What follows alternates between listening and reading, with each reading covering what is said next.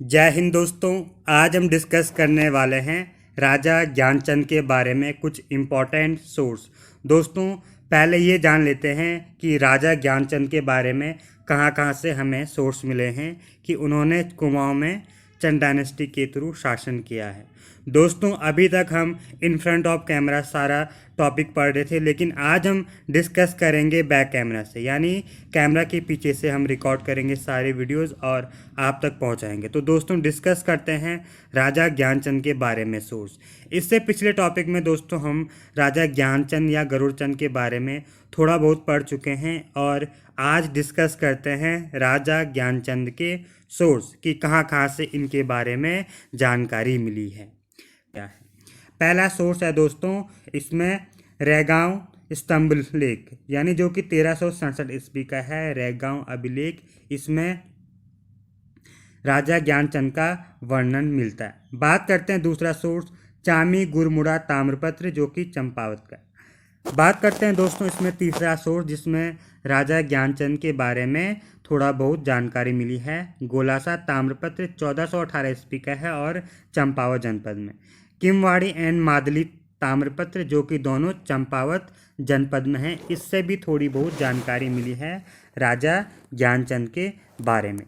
अब यहाँ पर एक और फैक्ट जान लेते हैं दोस्तों, चामी गुरमुड़ा ताम्रपत्र। कौन सा?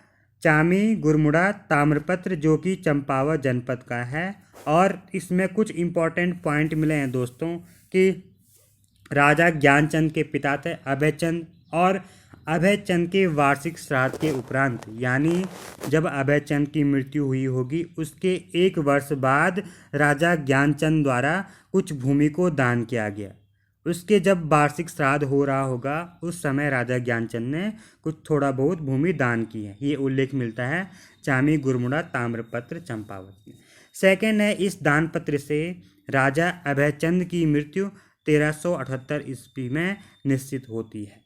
यहाँ से दोस्तों एक कन्फ्यूज़न क्रिएट हो जाता है कि रैगांव स्तंभ लेख तो बता रहा है 1367 ईस्वी इसके बारे में, राजा ज्ञानचंद के बारे में, और 1378 ईस्वी में इसकी मृत्यु निश्चित होती है। किसकी? राजा अभयचंद, जो कि पिता था राजा ज्ञानचंद। तो दोस्तों, आपको कन्फ्यूज़न दूर करने के लिए सिर्फ इतना ध्यान रखना है कि ये अभिलेख मिला है 1378 ईस्वी और रैगांव स्तंभ लेख 1367 ईस्वी का। अब बात करते हैं दोस्तों इसमें नेक्स्ट राजा की, राजा उद्यानचंद। किसकी? राजा उद्यानचंद। और इसका टाइम पीरियड है दोस्तों यहाँ पर 1420 से लेकर 1421 ईस्वी तक। और जान लेते हैं इसमें कुछ इम्पोर्टेंट फैक्ट। इसके दादा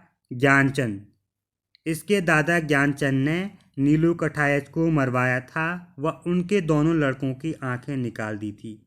जो सूजू और वीरू इस नीलू कठायच के पुत्र थे उसको मरवा दिया था राजा ज्ञानचंद ने। ये क्यों मरवाया था हम ऑलरेडी डिस्कस कर चुके हैं पिछले टॉपिक में। तो देखते हैं दोस्तों इसमें, जिस कारण उद्यानचंद को काफ़ी ग्लानि महसूस होती है, या लोग सुनाते होंगे कि तुम्हारे दादा ने इनकी आंखें निकाल दी थी। तो अभी भी उस राजा उद्यानचंद को ग्लानि महसूस हो रही है, बड़ी बेइज्जती महसूस हो रही है कि मेरे दादा ने लोगों के बच्चे की आंख निकाल दी थी। अब बात करते हैं दोस्तों इसमें कि इस कारण उद्यानचंद ने अपने 1 साल के शासनकाल में कई स्थानों में मंदिर बनवाए, नौले निर्मित किए तथा ब्राह्मणों से पूजा पाठ व अनुष्ठान कराए। यानी जब उसको ग्लानि महसूस होती थी कि मेरे दादा ने लोगों के बच्चे की आंखें निकाल दी, तो उसने क्या किया, कई स्थानों में मंदिरों का निर्माण किया अपने पापों को प्रायश्चित देने के लिए, नौले निर्मित किए, ब्राह्मणों से पूजा पाठ व अनुष्ठान कराए। अब बात करते हैं दोस्तों इसमें एक और इम्पोर्टेंट पॉइंट, उद्यानचंद ने चंपावत स्थित बालेश्वर मंदिर का जीर्णोद्धार का कार्य किया। क्वेश्चन बन सकता है कि बालेश्वर मंदिर का जीर्णोद्धार किसने किया? तो उद्यानचंद ने, जो कि चंपावत जनपद में है। और ऑलरेडी हम बालेश्वर मंदिर के बारे में डिस्कस कर चुके हैं, जहां पर राजा अभयचंद के बारे में सोर्स मिला था, एक ताम्रपत्र मिला था बालेश्वर मंदिर, जो कि चंपावत जनपद में स्थित है। अब बात करते हैं दोस्तों इसमें जो इसने मंदिर का जीर्णोद्धार कराया था उसमें सहयोग दिया था कुंजी शर्मा तिवारी ने राजा उद्यानचंद का। बद्रीदत्त पांडे के अनुसार उद्यानचंद ने ही इस मंदिर का निर्माण कराया। बद्रीदत्त पांडे जी कह रहे हैं कि उद्यानचंद ने ही इस मंदिर का निर्माण कराया है। अब डिस्कस करते हैं दोस्तों आज के नए राजा की, राजा भारती चंद, जो कि एग्जाम्स की दृष्टि से काफ़ी इम्पोर्टेंट है। राजा भारती चंद, पहले जान लेते हैं दोस्तों इसका टाइम पीरियड है 1437 से लेकर 1450 ईस्वी तक, यानी 13 साल तक शासन करते हैं यहाँ पर राजा भारती चंद। दोस्तों हुआ कि राजा भारती चंद के समय नेपाल या डोटी राज्य में मलवंशीय राजा रहते थे जिन्हें रेका कहा जाता था। और दोस्तों इसके समकालीन, भारती चंद के समकालीन ये कह सकते हैं नेपाल में डोटी नेपाल में पड़ता है दोस्तों आपका। ये नेपाल में शासन था मलवंशीय राजाओं का, और जो चंद्रवंशीय राजा थे वो अभी भी इस कुमाऊनी कह सकते हैं इस नेपाली राजा डोटी राजा को टैक्स देते आ रहे थे। यानी अभी तक कुमाऊं में जितने भी चंद डायनेस्टी के राजा आए हैं वो सब इस राजा नेपाली राजा को टैक्स देते आ रहे थे, यानी स्वतंत्र शासक नहीं थे ये चंद डायनेस्टी के राजा। अब बात करते हैं दोस्तों जो ये डोटी का राज्य है इसमें उत्तराखंड के कुछ हिस्से भी आते थे इनके अंडर में, सीरा और सोर। बात करते हैं इसमें सीरा है दोस्तों आपके पिथौरागढ़ का डीडीहार क्षेत्र। सीरा कहते हैं पिथौरागढ़ का डीडीहार क्षेत्र। नेपाल के मलवंशीय राजाओं ने सीरा को अपनी डोटी राज्य में मिलाकर इसे पर्वत डोटी का देश किया। नेपालियों ने क्या किया, इन्होंने इस सीरा राज्य को, यानी जो पिथौरागढ़ के डीडीहार का क्षेत्र था, इसे अपने डोटी राज्य में मिलाया और इसे पर्वत डोटी का देश नाम दिया। दूसरा बात करते हैं सोर, जो कि पिथौरागढ़ का क्षेत्र है। सीरा के अलावा सोर में भी इनका आधिपत्य था, तो इन्होंने क्या किया, यहाँ पर सोर में भी शासन किया, यानी सोर को भी अपने अधिकार क्षेत्र में ले लिया था। किसने, नेपाल के या डोटी के राजाओं ने। बात करते हैं दोस्तों यहाँ पर सीरा का राजा कौन था, यानी सीरा मतलब पिथौरागढ़ का डीडीहार क्षेत्र और सोर पिथौरागढ़ का क्षेत्र, जहाँ पर कौन से राजा हैं, यहाँ पर हैं नेपाली राजा। सीरा का राजा था दोस्तों बली नारायण संसारमल या कल्याणमल कह सकते हैं। सोर का राजा है विजय बम, और डोटी राज्य का राजा यक्षमल या जयमल भारती चंद के समय। यानी एग्जाम में क्वेश्चन बन सकता है कि भारती चंद के समय या भारती चंद के समकालीन सीरा, सोर एवं नेपाल का राजा कौन था। तो तीन यहाँ पर अलग अलग आंसर आ जाएंगे दोस्तों कि तीन राजा यहाँ पे अलग अलग राज्यों में शासन कर रहे थे राजा भारती चंद के समय। अब बात करते हैं दोस्तों इसमें भारती चंद डोटी के राजाओं को टैक्स देने से मना कर देता है। अब होता यह है कि राजा भारती चंद कहता है कि हम बरसों से आपको टैक्स देते आ रहे हैं, अब हम आगे आपको टैक्स नहीं देंगे। तो भारती चंद साफ मना कर देता है डोटी यानी नेपाल के राजा को टैक्स देने से। अब होता क्या दोस्तों, भारती चंद डोटी के राजा से युद्ध लड़ेगा और 12 वर्षों तक युद्ध लड़ा गया। 1439 से लेकर सॉरी दोस्तों इस पर बाय मिस्टेक डेट होगी है, कह सकते हैं 1300 यहाँ की मान के चलो दोस्तों 1439 से लेकर आपका 51 तक मान सकते हैं हम यहाँ पर 51 तक, जिसमें भारती चंद जीत गया था। हुआ दोस्तों ये कि यहाँ पर एक बैटल हुई डोटी कह सकते हैं नेपाल के राजाओं, सीरा सोर के राजाओं की।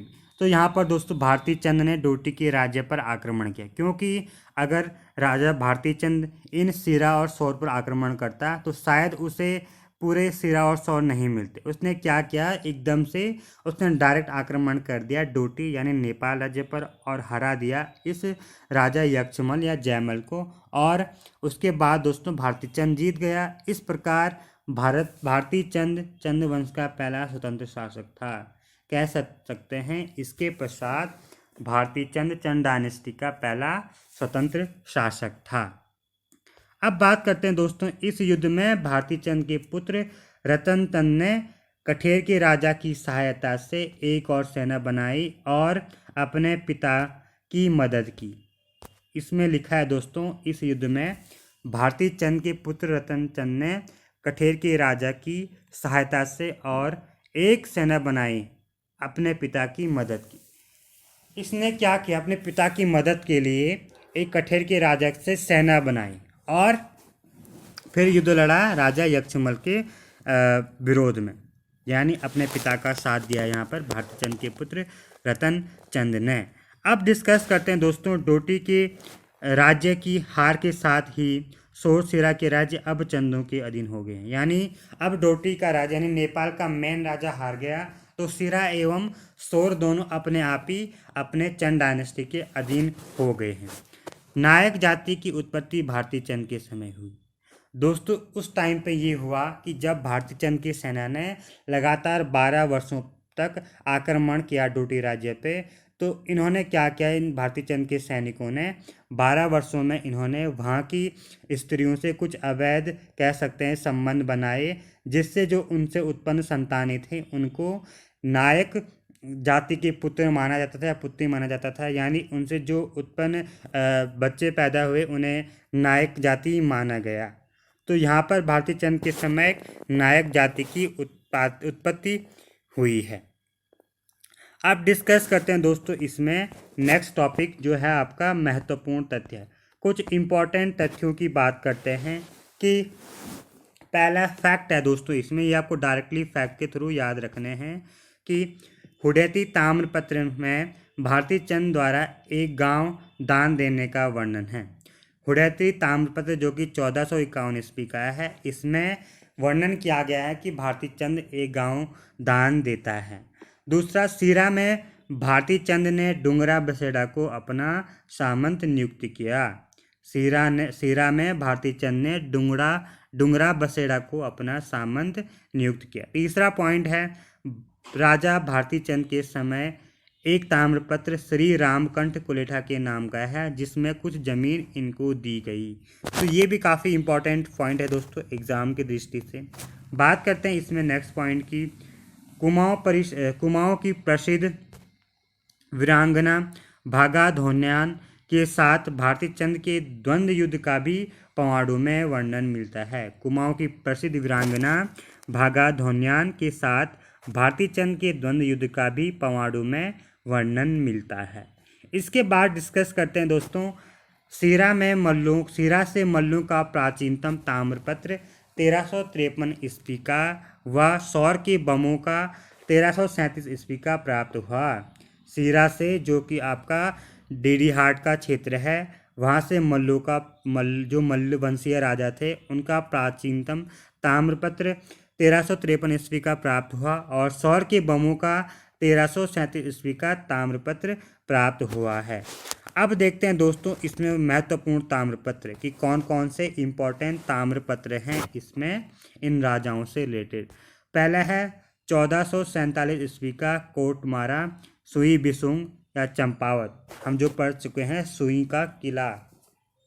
तो सुई बिसुंग चंपावत ताम्रपत्र 1447 ईस्वी का है और चंपावत में मिला, कोटमारा सुई बिसुंग।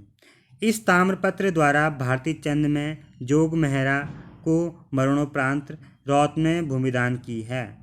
इस ताम्रपत्र द्वारा भारती चंद ने जोग मेहरा को मरणोपरांत यानी मृत्यु के बाद रौत में भूमिदान की है। इस ताम्रपत्र में भारती चंद के पुत्र रतन चंद का उल्लेख है। एग्जाम में क्वेश्चन बन सकता है कि कोटमारा सुई बिसुंग का अभिलेख या ताम्रपत्र कहाँ मिला है, तो चंपावत जनपद में। दूसरे हैं दोस्तों 1451 ईस्वी का भारती चंद का हुडैती ताम्रपत्र। इस ताम्रपत्र में ये लिखा गया है कि ताम्रपत्र में पुत्र रतन चंद का उल्लेख किया गया है। सौर पर भारती चंद के शासन की पुष्टि, साथ ही साथ यहाँ पर सिरा और सौर जो राज्य थे वहाँ पर भारती चंद के शासन की पुष्टि होती है इससे ताम्रपत्र से 1451 ईस्वी का भारती चंद का हुडैती ताम्रपत्र। अब डिस्कस करते हैं दोस्तों इसमें भारती चंद के 3 पुत्रों के बारे में कि राजा भारती चंद के 3 पुत्र थे। नंबर 1 रतन चंद, सुवान कुंवर या पर्वत चंद। 3 पुत्र थे राजा भारती चंद के, कौन कौन से? रतन चंद, सुवान कुंवर एंड पर्वत चंद।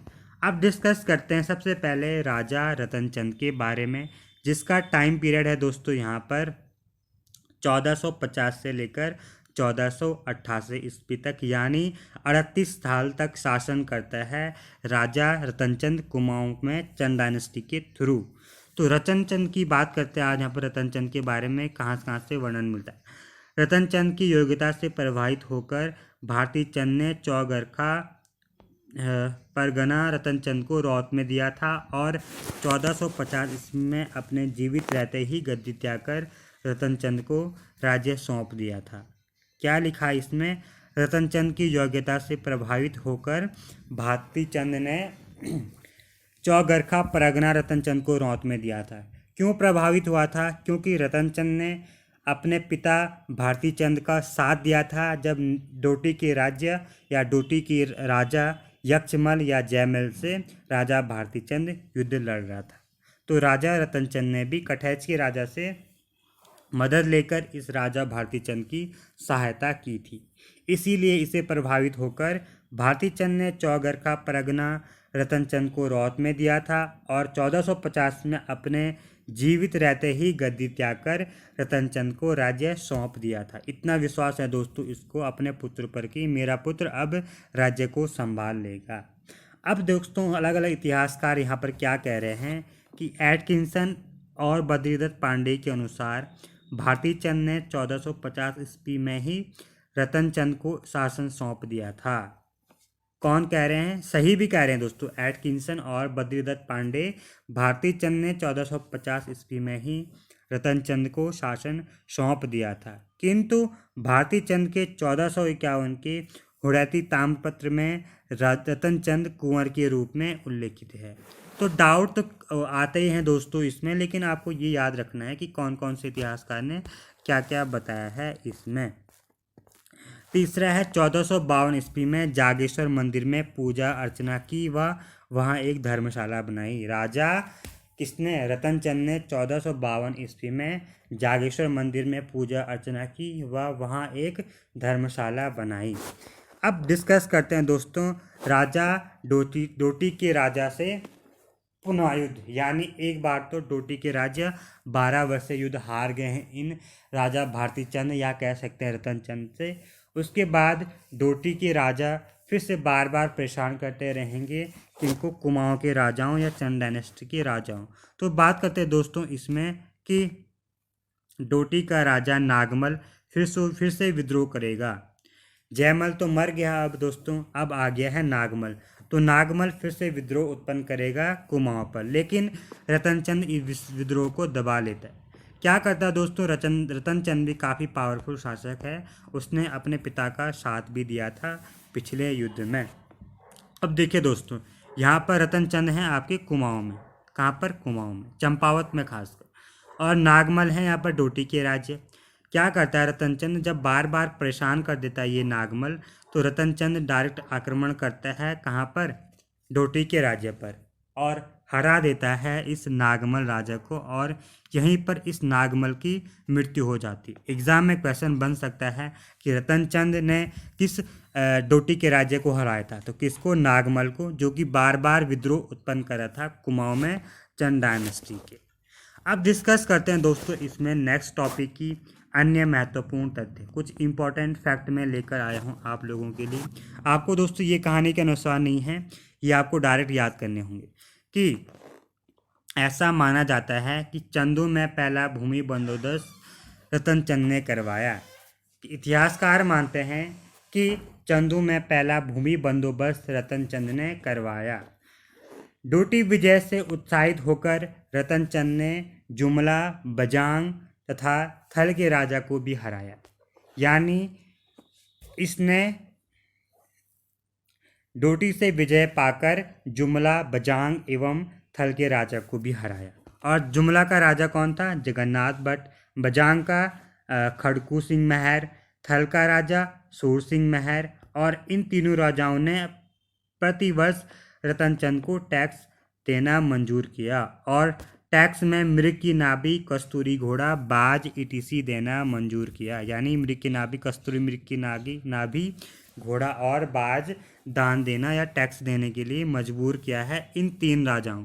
अभी तक चंद डायनेस्टी के राजा डोटी के राजा को टैक्स दे रहे थे, लेकिन अब ये राजा जो तीन राजा हैं यहाँ पर, जगन्नाथ भट्ट, खड़कू सिंह मेहर, सूर सिंह मेहर, ये टैक्स देंगे कुमाऊं के राजा रतनचंद को। तो आज के लिए इतना ही काफ़ी है दोस्तों।